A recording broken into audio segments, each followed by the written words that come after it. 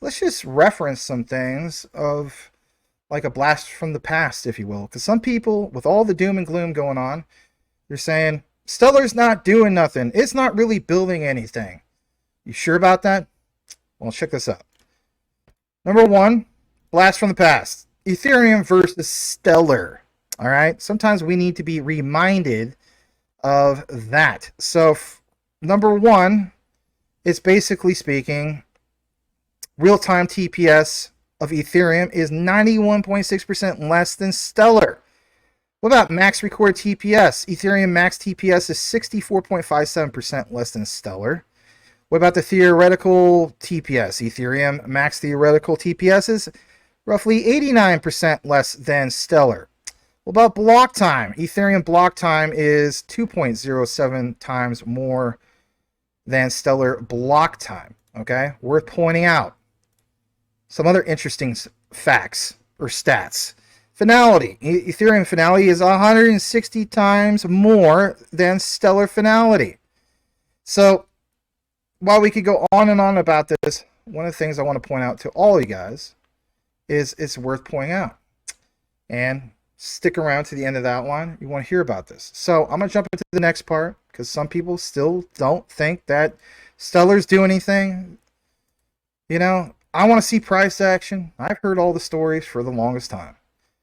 As you can see here, Stellar is definitely doing something, and they have had a lot of growth. Shout out to Lumen Loop, Stellar News, Calendar Project, and so I'm actually going to give them a follow. Okay, I recommend it as well. 1,000 smart contracts are now deployed on Stellar mainnet. They show the reference of both what you see from the general and also Sorbonne. I'm going to take you over to some of this, and you can totally see it. Total contracts deployed 1365, smart contracts 916. So not too bad. And you do see the growth from February 26 all the way to now. That seems like constant growth to me. Absolutely. Taking you to the next part of this, before we get into the key breaking news. I mean, all this is new news. So, Huma Finance introducing PayFi, the new frontier for RWA. You're going to see a lot of talks about RWA.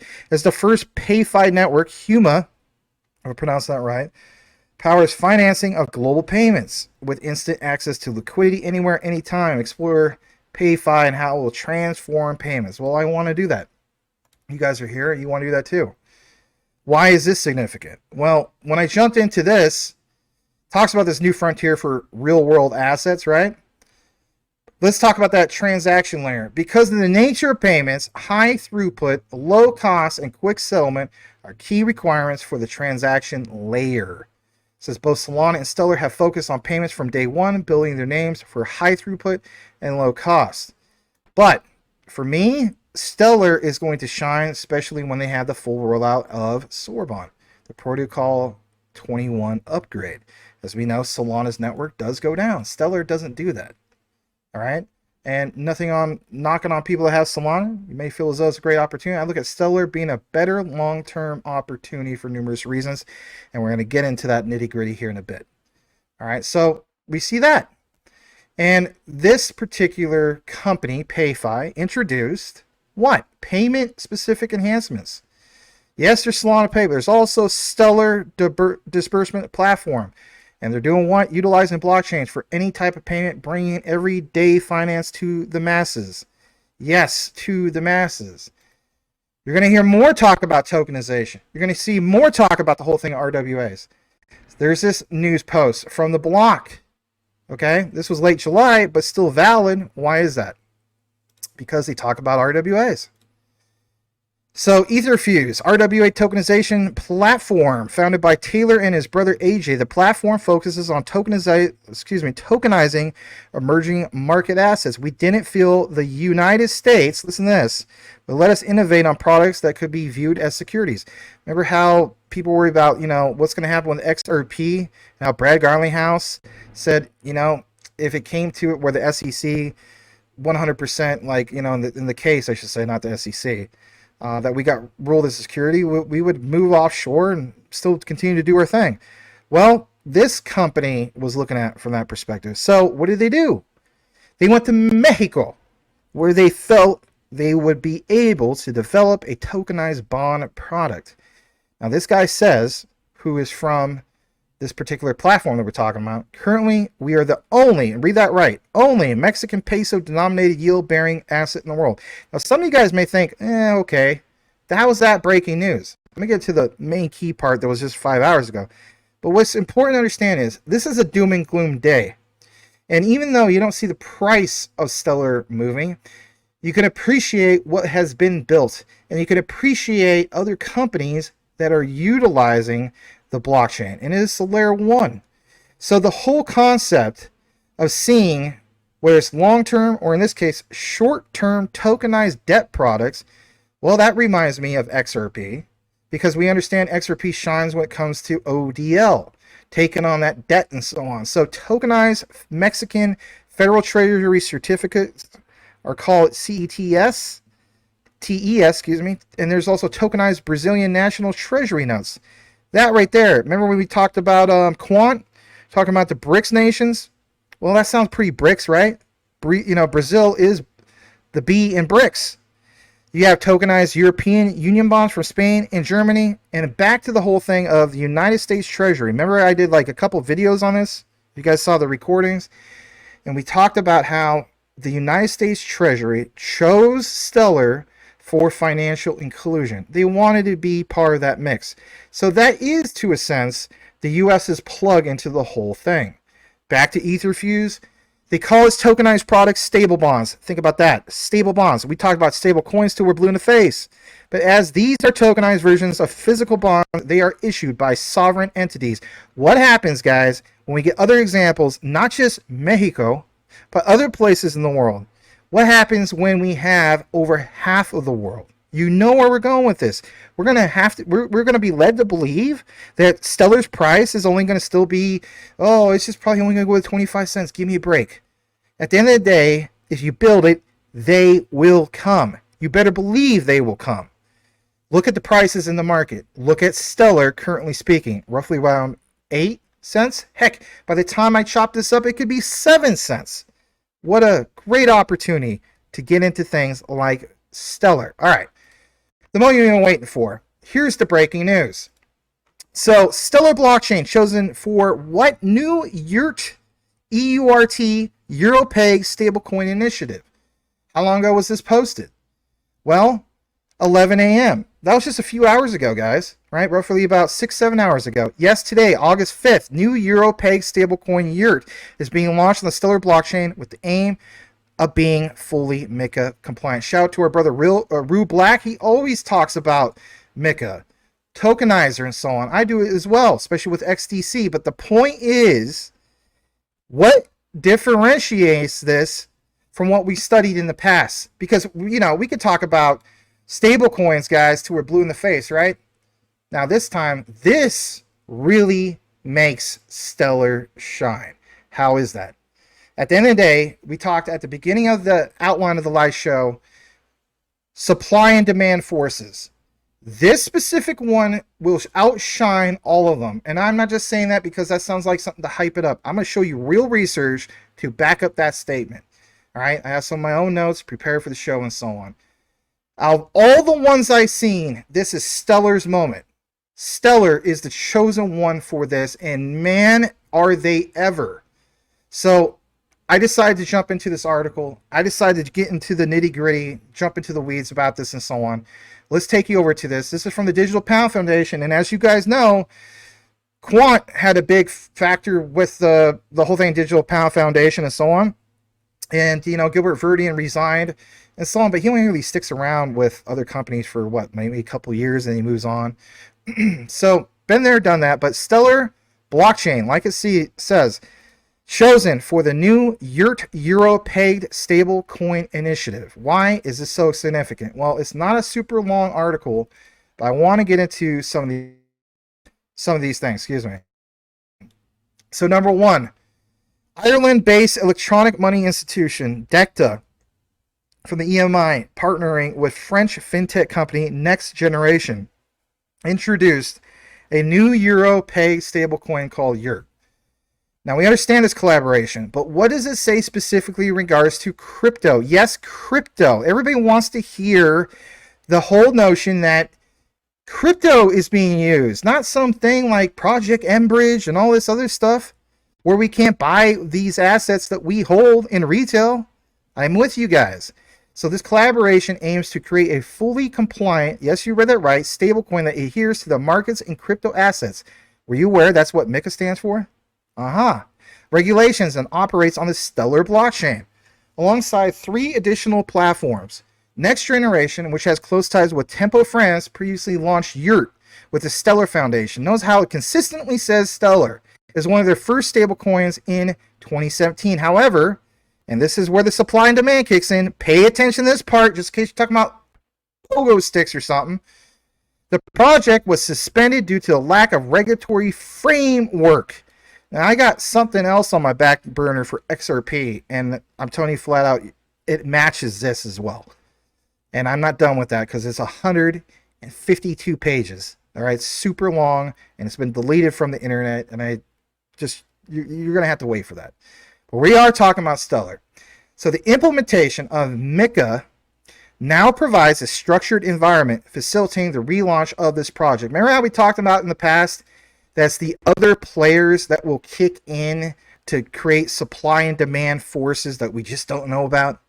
As of July 1st, 2024, the new MiCA regulations permit the issuance of EuroPeg stablecoins exclusively by credit institutions or EMIs within the European Union. Within its EMI license from the Central Bank of Ireland, DECTA is well positioned to be pioneering issuer under these new regulations. All right, let's take a pause on that for a second. This is why I like being so well diversified. Why is that? 2 key things why I like being diversified. I will talk you guys' ears off about quant, right? Been there, done that. They stand out specifically when it comes out to like Bank of England and what they're doing over there and so on, right? So, okay, cool. But as we know, England left when it came to Brexit, right? They're not on the euro anymore. They went back to their own thing, okay? Cool, been there, done that. But when we see this talk and to see Stellar part of, the European Union's initiative for EuroPeg stablecoin, then it's like, I'm glad I hold Stellar. Really glad I hold Stellar. Is that all I have? No, it's not. It gets really good. I think this is something that really flew under the radar because if you go to the Stellar page on X, you see all this stuff about all the community stuff, right? And that's fine. You had to really go further down, and then you see this. And it's like, okay, why do we get all the other stuff? Well, it is what it is. But when we talk about this implementation, this gets really good. The implementation of MiCA has ushered in a new era of history of modern digital finance in Europe, said Søren Herion, president of Next Generation. Now look at this. The demand for euro stablecoins is extremely high. Some people weren't even aware of that. Companies, entrepreneurs, private users today lose a lot of forced conversations. While they don't expect immediate parity between American and European coins, obviously, he foresees a rapid growth towards the proportions these fiat currencies hold now. At the end of the day, how so? It gets good because it's going to talk about 2026 here in a bit. The firm plans to launch Yurt as soon as October of this year. Aligning with strategic goals and regulatory milestones, the partners emphasize the significance of regulation, indicating that unregulated euro-denominated stablecoins, think about this, will no longer have a place in the market. Oh my God. So what's going to happen to Tether? Shout out to Brian Dowie. You've been calling this for years. Is that the next big black swan event? Could be. I'm not saying it is. I'm not rooting for that. Never rooting for that. But supply and demand forces will kick in, and especially when it comes to Stellar, and I have an outline to get into this. This is kind of a deep dive, I get it. But a major international auditing firm will monitor the reserves. That's good. We don't want Terra Luna again, do we not? We don't need any more of that UST garbage crap. And regular publication of key financial indicators will enhance transparency. Say what you want, Stellar has been at the forefront for Europe and all over the world trying to make sure that they're regulatory compliant, this impresses me. As you guys know, I cover JASMY like crazy, and you can respect what JASMY has done with Japan. But more importantly, this is stellar. So market trends and strategic projections suggest that YERT could reach a market cap of up to $4 billion by 2026. And this just off of this stablecoin alone? Are you kidding me?